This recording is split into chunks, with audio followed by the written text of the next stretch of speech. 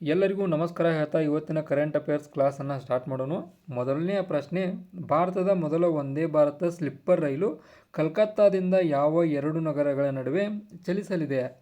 ಈ ಒಂದು ಪ್ರಶ್ನೆಗೆ ಆನ್ಸರನ್ನು ನೋಡೋದಾದ್ರೆ ಒಂದು ಗುವಾಹಟಿ ಅಂತ ಹೇಳ್ಬೋದು.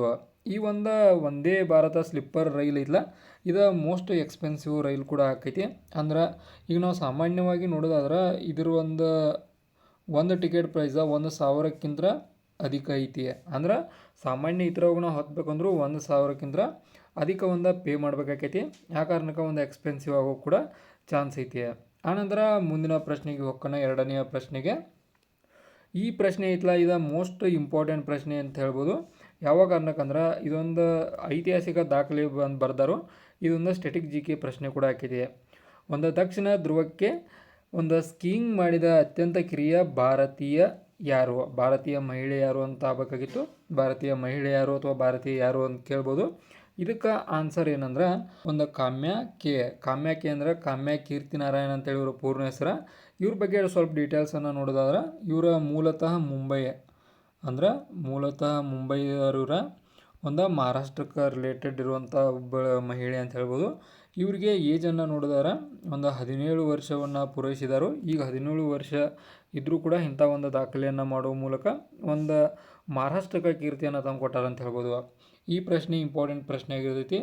ಆ ಕಾರಣಕ್ಕೆ ಹ್ಯಾಶ್ಟ್ಯಾಗನ್ನು ಕೊಟ್ಟಿರ್ತಾನು, ನೋಟ್ ಮಾಡಿ ಇಟ್ಕೋರಿ. ಆನಂತರ ಈಗ ನಾನು ಮುಂದಿನ ಪ್ರಶ್ನೆ ಕಡೆ ಹೋಗ್ಕೊನು. ಮುಂದಿನ ಪ್ರಶ್ನೆ, ಯಾವ ಕನ್ನಡ ಚಿತ್ರ ಆಸ್ಕರ್ ಪ್ರಶಸ್ತಿಗೆ ಆಯ್ಕೆಯಾಗಿದೆ? ಈ ಪ್ರಶ್ನೆ ಕೂಡ ಇಂಪಾರ್ಟೆಂಟ್ ಆಗೈತಿ. ಇದಕ್ಕೊಂದು ಆನ್ಸರ್ ನಿಮ್ಗೆ ಅಬ್ವಿಯಸ್ಲಿ ಗುರ್ತಿರ್ತೈತಿ. ಕಾಂತಾರ 2, ಕಾಂತಾರ ಚಾಪ್ಟರ್ 1 ಕೂಡ ಅಂತ ಹೇಳ್ಬೋದು.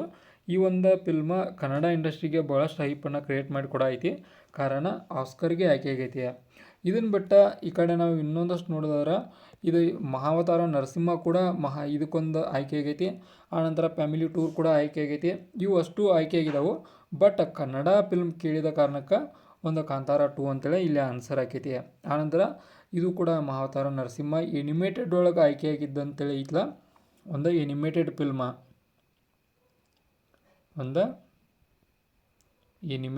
ನೆನಪಿಟ್ಟುವರಿದ ಎನಿಮೇಟೆಡ್ ಫಿಲ್ಮ್ ಅಂತ ಕೇರ ಮಹಾವತಾರ ನರಸಿಂಹ ಇವಾಗಿದ್ದು ಆಸ್ಕರ್ಗೆ ಆಯ್ಕೆ ಆದಂಥ ಆನಂತರ ಮುಂದಿನ ಪ್ರಶ್ನೆಗೆ ಹೋಗೋಣ. ಮುಂದಿನ ಪ್ರಶ್ನೆ, ಉಸ್ಮಾನ್ ಖವಾಜಾ ಅಂತಾರಾಷ್ಟ್ರೀಯ ಕ್ರಿಕೆಟ್ನಿಂದ ನಿವೃತ್ತರಾಗುವ ಮೊದಲು ಯಾವ ತಂಡಕ್ಕೆ ಸೇರಿದ್ದರು? ಈ ಪ್ರಶ್ನೆಗೆ ಉತ್ತರ ಆಸ್ಟ್ರೇಲಿಯಾ ತಂಡಕ್ಕೆ ಇವರು ಸೇರಿದ್ರು. ಇವ್ರ ಬಗ್ಗೆ ಡೀಟೇಲ್ಸನ್ನು ನೋಡಿದವರ ಇವರ ಮೂಲತಃ ಆಸ್ಟ್ರೇಲಿಯಾದವರ. ಆನಂತರ ಟೆಸ್ಟ್ ಒಳಗೆ ಭಾಳಷ್ಟು ಸಾಧನೆಯನ್ನು ಮಾಡಿದರು. ಟೆಸ್ಟ್ ಸೀರೀಸ್ ಒಳಗೆ ಸುಮಾರು 6,200ಕ್ಕೂ ಹೆಚ್ಚು ರನ್ಗಳು 6,200ಕ್ಕೂ ಹೆಚ್ಚು ರನ್ಗಳನ್ನು ಟೆಸ್ಟ್ ಒಳಗೆ ದಾಖಲೆಯನ್ನು ಮಾಡಿದರು. ಇವರ 2011 ತಮ್ಮ ಕ್ರಿಕೆಟ್ ಜರ್ನಿಯನ್ನು ಸ್ಟಾರ್ಟ್ ಮಾಡಿ 2026ಕ್ಕೆ ಅದನ್ನು ಎಂಡ್ ಮಾಡಿದರು. ಇದು ಸ್ವಲ್ಪ ಇವರ ಡೀಟೇಲ್ಸ್ ಆದ ಕಾರಣ ಇಂಪಾರ್ಟೆಂಟ್ ಆಕೈತಿ, ನೆನಪಿಟ್ಕೋರಿ. ಆನಂತರ ನಾನು ಡೈರೆಕ್ಟಾಗಿ ಮುಂದಿನ ಪ್ರಶ್ನೆ ಕಡೆ ಹೋಗೋನು. ಮುಂದಿನ ಪ್ರಶ್ನೆ, 44ನೇ ಜೂನಿಯರ್ ರಾಷ್ಟ್ರೀಯ ಖೋ ಚಾಂಪಿಯನ್ಶಿಪ್ಪನ್ನು ಯಾವ ನಗರದಲ್ಲಿ ಆರಂಭಿಸಲಾಯಿತು? ಯಾವ ನಗರದಾಗ ಖೋ 44ನೇ ಜೂನಿಯರ್ ಇದನ್ನು ಆರಂಭಿಸಿದಾರೆ ಅಂತ ಕೇಳಿದರು.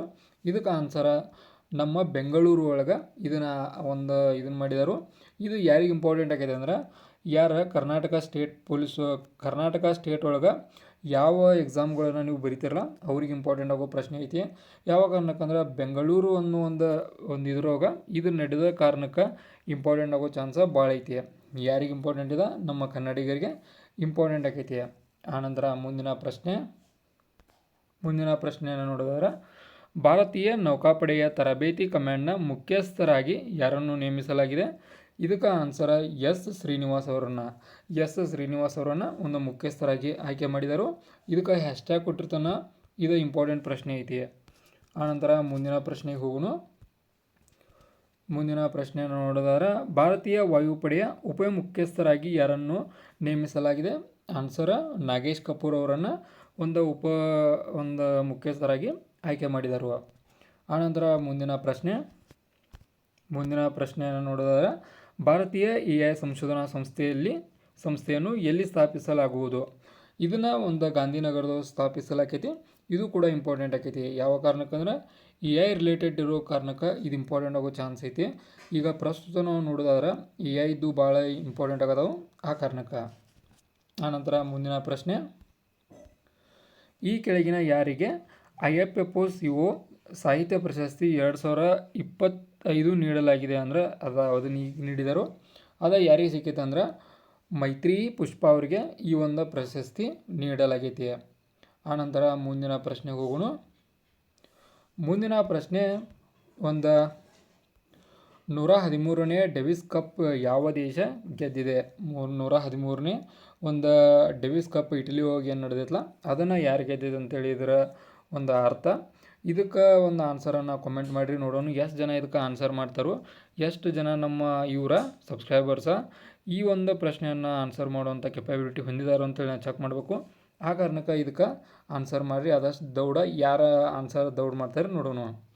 ಆನಂತರ ಈಗ ನಾನು ಡೈರೆಕ್ಟಾಗಿ ಮುಂದಿನ ಇದಕ್ಕೆ ಹೋಗೋಣ. ಇದಾಗಿದ್ದು ಈಗ ಏನು 13 ಜನವರಿ 2026 ಒಂದು ಪ್ರಶ್ನೆಗಳು, ಇವೆಲ್ಲ ಇಂಪಾರ್ಟೆಂಟ್ ಪ್ರಶ್ನೆಗಳಾಗಿದ್ದಾವೆ, ನೋಟ್ ಮಾಡಿ ಇಟ್ಕೋರಿ. ಆನಂತರ ಇದಾದ್ರೆ ನಿಮ್ಗೆ ಇನ್ಫಾರ್ಮೇಟಿವ್ ತೊಗೊಳ್ಬೇಕಾದ್ರೆ ಚಾನಲ್ ಸಬ್ಸ್ಕ್ರೈಬ್ ಮಾಡ್ಕೊರಿ. ವಿಡಿಯೋ ಇನ್ಫಾರ್ಮೇಟಿವ್ ಲೈಕ್ ಕೊಟ್ಟು ಸಪೋರ್ಟ್ ಮಾಡೋದನ್ನು ಮಾತ್ರ ಮರಿಬೇಡ್ರಿ.